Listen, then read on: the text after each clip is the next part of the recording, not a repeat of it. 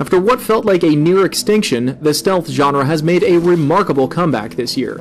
Dishonored, developed by Arcane Studios and published by Bethesda Softworks, has been making gamers drool in anticipation since its first announcement.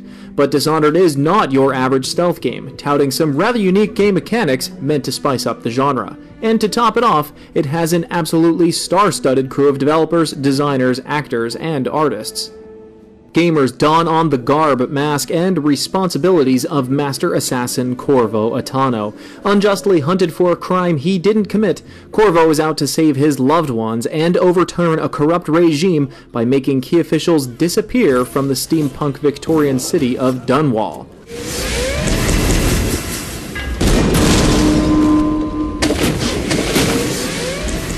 Dishonored spans across 9 separate missions and is typically broken down into your home base area, where you can upgrade or purchase new gear and equipment, and the mission area, a large environment where pretty much anything goes.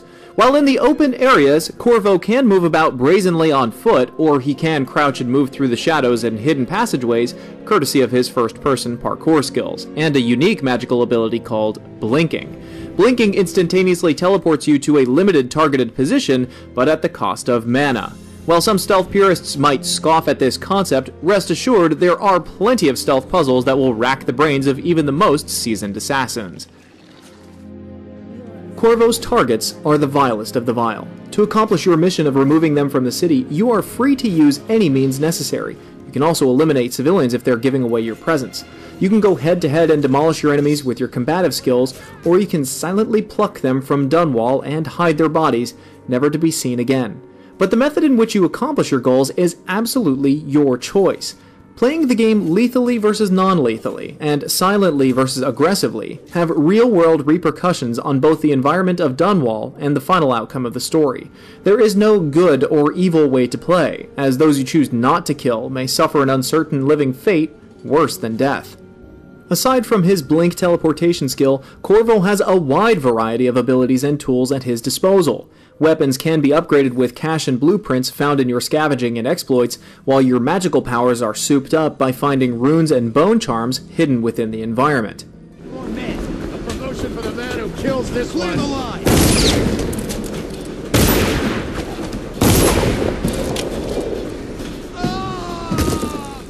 His pistol is loud but effective in close combat, while his crossbow can silently eliminate enemies from afar.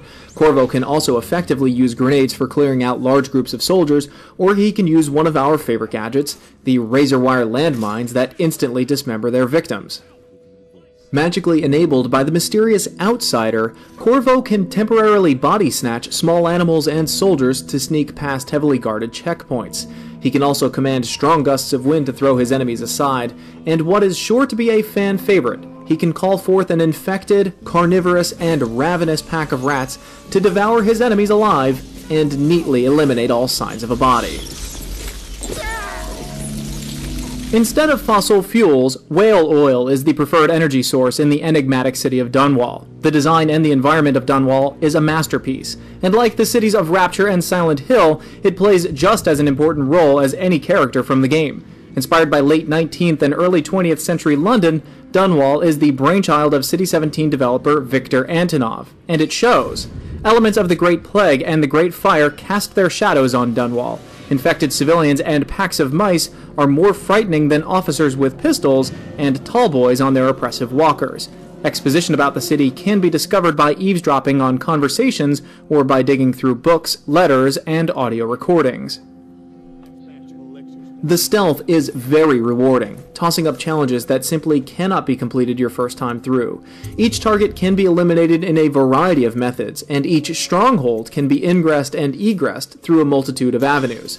Gamers unhappy with end mission scores will be itching to dive back in to complete as many of the challenges as possible and to get a few more elite achievements. Our first playthrough knocked out a solid 21 hours. The voice acting is top shelf. You'll hear multiple award-winning Susan Sarandon deliver a masterful performance as Crazy Granny Rags. Lord of the Rings trilogy and Deadwood's Brad Dourif will perform as the meticulous inventor, and you won't have to try hard to hear the voices of Star Wars' Carrie Fisher, Game of Thrones' Lena Headey, Reservoir Dogs' Michael Madsen, John Slattery of Mad Men fame, and Kick-Ass's Chloe Grace Moretz. But Dishonored is not without its setbacks. Stylistically, Dishonored is wonderful, making good use of some nice water and lighting effects, but graphically, we were a little disappointed by some of the game's lower resolution textures, even set at maximum resolution and all effects fully enabled. The problem becomes more apparent when looking at characters' hands, and occasionally surfaces when there is too much action on the screen. The game's HUD takes up more screen real estate than is necessary, especially considering it is only showing off a health and mana bar. On PC, the mouse and keyboard controls are mapped slightly awkwardly by using the left control to block and choke someone out. However, for those last two annoyances, gamers can remap the controls, have the HUD activate situationally, or turn it off altogether through the game's options. And finally, we wish that by increasing the game's difficulty, it would have also increased some of the soldiers' sometimes too narrow peripheral vision. We were happy to see a very extensive list of PC options, including field of vision controls, and for those wondering about stability issues, we never encountered a single crash from beginning to end, and the game ran at a blazing average of 120 frames per second. In what could have been death by committee, Dishonored is a triumph of cooperation. For all of you stealth nuts out there, this is an easy purchase to recommend, just don't be afraid to jack the difficulty level up. If you're new to the stealth genre, Dishonored's play-as-you-please method works very nicely, and might encourage you to try to be sneaky once in a while. Simultaneously, it also encourages stealth junkies like us to let our hair down and chuck a grenade or two. From the posh parties to the infested and criminally inhabited slums, the city of Dunwall is mesmerizing. The mixed gameplay of magic and stealth of Dishonored is absolutely rewarding. We feel like Dishonored only scratches the surface for what can be done with both, and we're anxiously awaiting to see if Dishonored will birth a sequel.